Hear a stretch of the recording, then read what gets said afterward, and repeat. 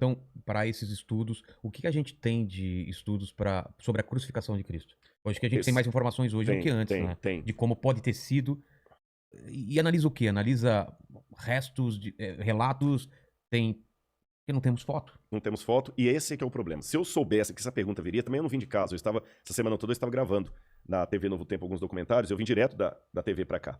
Mas eu tenho lá em casa uma réplica do único osso de um crucificado encontrado até hoje. Ah, é? Só Só um? Só um. Por quê? Boa pergunta. Os romanos, quando crucificavam as pessoas, eles não davam a Eles elas gostavam de crucificar. milhares e milhares. É. Em Jerusalém, na época da guerra do ano 70, o Flávio José, que é o historiador judeu do primeiro século, fala que eles, por dia, crucificavam 500 pessoas no entorno da cidade. Caramba. E quando começou a acabar a madeira, eles começaram a pregar as pessoas em árvores, aquela coisa toda e tal. Depois aumentou para 1000. E à noite eles punham fogo nos cadáveres, às vezes. Tá. Agora, a legislação romana, que ela está explícita em muitos textos, dizia que o condenado à morte de cruz, ele não tinha direito a um sepultamento digno. Que eram ladrões? Eram ladrões, assaltantes, revolucionários, então a cruz era para ser todo mundo que é contra o Império Romano era crucificado. Tá. Então o que acontece? Aliás, antes de entrar até nessa questão do que acontecia com o crucificado, a cruz era uma coisa tão abjeta que Plautus lembra numa das suas... E Plautus era comediante romano, era um satírico. Ele criou peças de teatro falando da crucifixão dos escravos. E ele chegou a mencionar que a palavra crux era tão terrível que ela virava um xingamento, um palavrão. Ou seja, se eu estivesse falando o latim clássico do tempo romano, eu tinha acabado de falar um palavrão aqui, crux. Crux, em latim. O que significava cruz seria um palavrão. Seria um palavrão. Porque era uma coisa tão hedionda que você citar aquilo... Aliás, o Cícero, quando ele estava defendendo um homem chamado Rabírius, que era um cidadão romano que estava com o risco de ser condenado à cruz, Cícero falou que lembrou ao auditório que a palavra crux não deveria nem ser mencionada num ambiente onde houvesse uma mulher de respeito. Caramba! E ele conseguiu uma jurisprudência... Uma coisa suja. Suja. Cícero conseguiu uma jurisprudência para que ninguém que fosse cidadão romano pudesse ser condenado à morte de cruz. Tá certo? Então, voltando, o que acontecia com o cadáver de um crucificado? Por que a gente não acha osso? Os corpos de crucificados eram jogados no lixão, cheio de areia, para literalmente entrar em putrefação. Esse lugar era chamado de putenescum.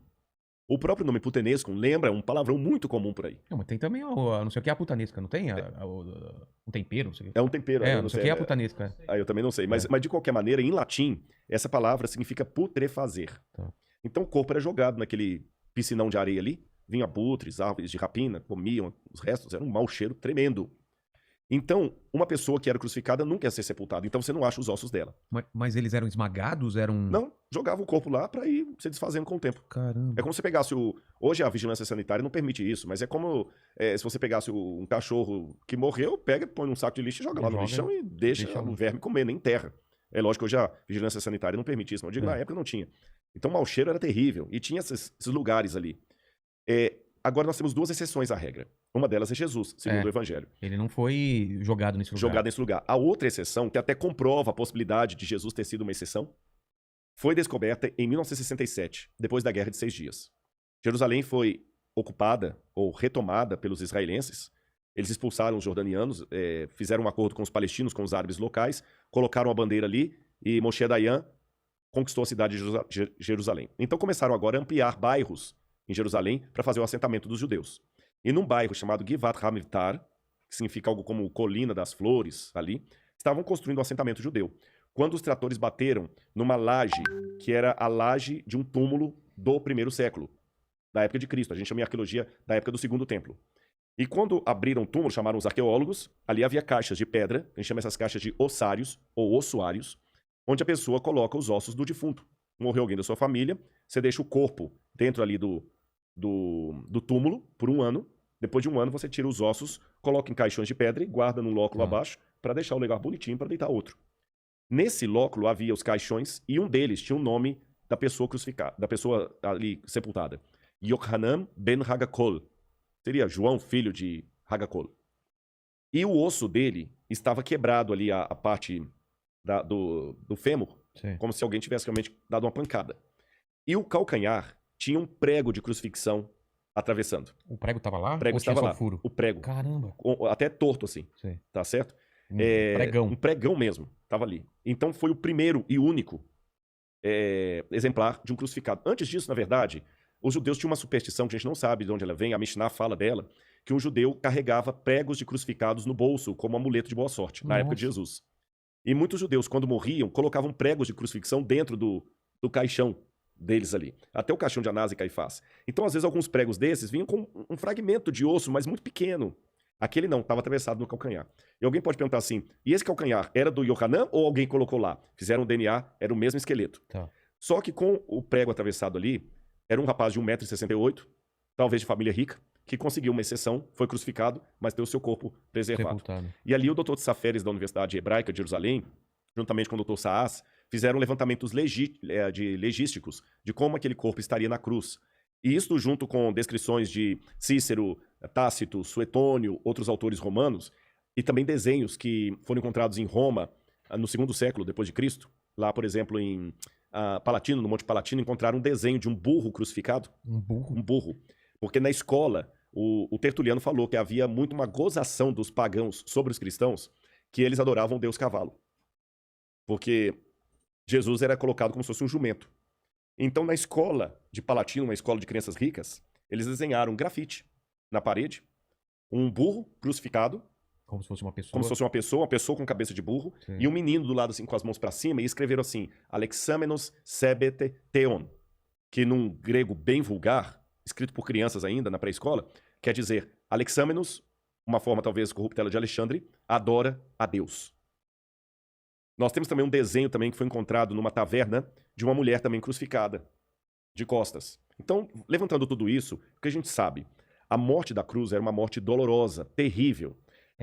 E essa era a função mesmo. Essa era a função, eles tinham que fazer com que ela se tornasse um exemplo. É. Olha, não vai cair na besteira de questionar Roma não, que vai acontecer isso aqui com você. Não caia na besteira de questionar Roma, senão vai ser daqui para pior. Então, evidentemente que ninguém queria aquilo.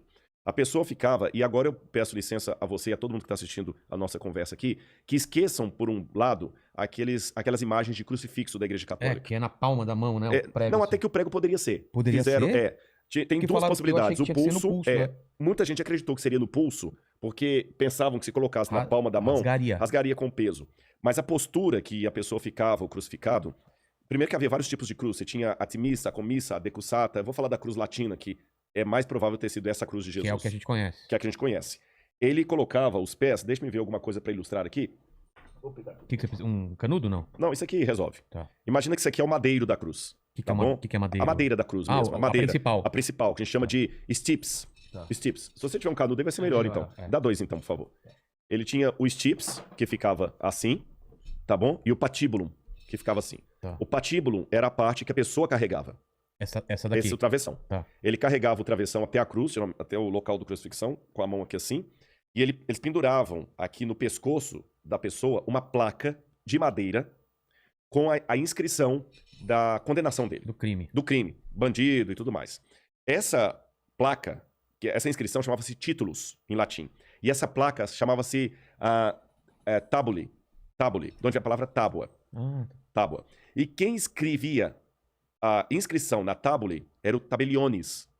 Daí que vem a palavra tabelião. Caramba. Então hoje quando você vai a um cartório de ofício, de registros, o tabelião era o cara que escrevia a sentença de morte na tábule, por isso é tabelião, da tábua, escrevia títulos ali. E Pilatos também escreveu, né? Jesus de Nazaré, rei dos judeus, em latim, grego e hebraico. Mas foi uma certa ironia. Ironia com os judeus, com certeza. Então Jesus carregou aquela tábua aqui e o patíbulo, que era o travessão. Quando chegava lá, eles montavam a coisa... Amarravam, montavam, crucificavam a pessoa. Se quiser colocar aqui, tem uma câmera aqui em cima também. E aqui levantavam a cruz. Eu acho melhor você levantar só para o pessoal, você já sabe onde está justamente a câmera posicionada. Agora um detalhe, a pessoa que era colocada aqui, aí aqui eu vou precisar, só me orienta se eu estou apontando para o lugar certo. Não, é para essa câmera. É para essa aqui, olha. Os pés da pessoa eram pregados um desse lado, o outro do outro lado. Assim? Assim. Por isso que eu ilustrei aqui, ó. Como se fosse um cavalo. Como se fosse um cavalo. Ela montava aqui, ó. E aqui no meio tinha um pequeno banco chamado sedícula. Uma saidinha. Uma saidinha que a pessoa apoiava ali. A bunda? A bunda, exatamente, claro. Apoiava ali e ficava com as mãos dessa posição. Então não era tanto peso aqui para segurar. E alguns casos, a pessoa nem tinha a crucifixão com os pregos mostrados para cá, a palma. Ele ficava com a mão por trás assim, eles crucificavam aqui. Tá. Agora, se você perceber, a minha voz mudou de tom quando eu fiz esse gesto.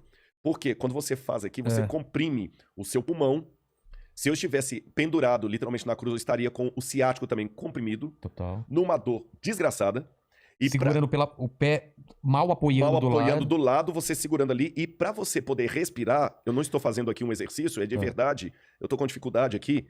Você daqui a pouquinho para respirar, estão vendo que eu fiquei mais ofegante? Você tem que erguer, tomar fôlego e cair. Apoiar pelo pé ou pela Pelos bunda? pés do lado. Ah, tá. Porque apoia assim. apoia assim, você se levanta e cai de novo. Caramba. Você tá entendendo? E o banco... Isso repetidas vezes. De quando em vez você tem que virar. Por isso que os ladrões que estavam com Jesus, quando eles queriam apressar a morte dos ladrões, eles aplicaram algo que em latim se chama crurifragium. Você quebra as pernas da pessoa, ou no fêmur, às vezes no fêmur, às vezes também é tíbia, né, que é o outro mais abaixo aqui. A pessoa, então, com a perna quebrada, não conseguiria fazer, aí em pouco tempo ela já ia morrer asfixiada e ia sufocando. Por isso que eles quebraram os pés dos ladrões. Tá